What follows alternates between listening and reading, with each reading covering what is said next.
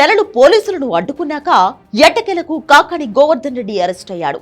మొత్తానికి ఆయన లొంగిపోక ముందే పోలీసులే పట్టుకుని అరెస్ట్ చేసి పరువు నిలబెట్టుకున్నారు. క్వాడ్ తవ్వకాల్లో అక్రమాలకు పాల్పడ్డారని ఆయనపై కేసులు పెట్టారు.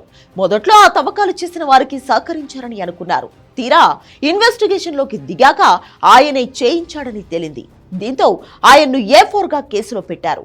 అప్పటి వరకు సవాళ్లు విసిరిన కాకాని కేసులో పెట్టగానే మాయమైపోయారు. అప్పటి నుంచి పరారీలోనే ఉన్నారు.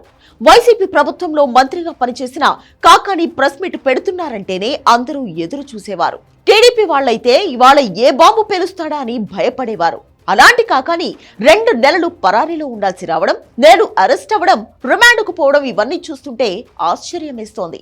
అదే మరి దొరికితే దొంగ అన్నట్లు బాస్ వ్యవహారం బయటపడే వరకు ప్రతి ప్రెస్ మీట్ లో సవాల్ విసరడమే పనిగా పెట్టుకున్నాడు.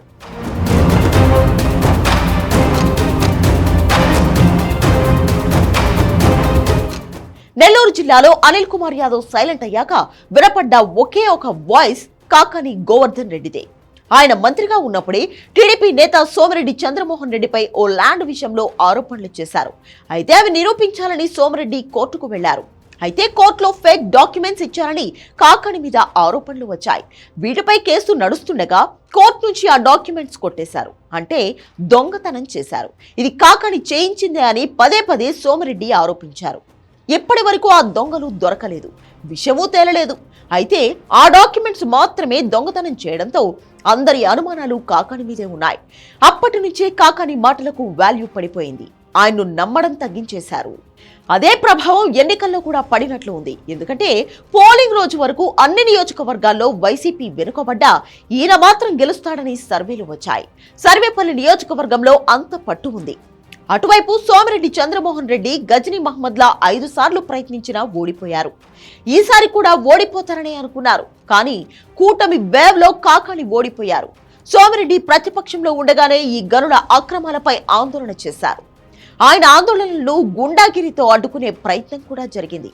ఇప్పుడు అదే కేసులో కాకాని గోవర్ధన్ రెడ్డి అరెస్ట్ అయ్యారు. నెల్లూరు జిల్లాలో మొదట వేమిరెడ్డి ప్రభాకర్ రెడ్డి వెళ్లిపోవడంతో పెద్ద దెబ్బ తగిలింది వైసీపీకి.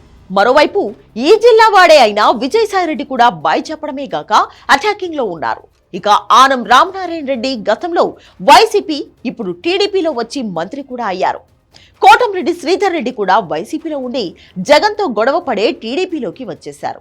మేకపాటి కుటుంబం సైతం వైసీపీకి దూరమైంది. మాజీ మంత్రి అనిల్ కుమార్ యాదవ్ కూడా సైలెంట్ మోడ్లోకి వెళ్లిపోయారు. కాకాని కూడా అరెస్ట్ అవ్వడంతో ఇక నెల్లూరులో వైసీపీ వాయిస్ అంటూ లేకుండా పోయింది. ఎటు ఒక్క ఎమ్మెల్యే కూడా లేడు. ఇప్పుడు ఉన్న వాయిస్ కూడా పోయినట్లే.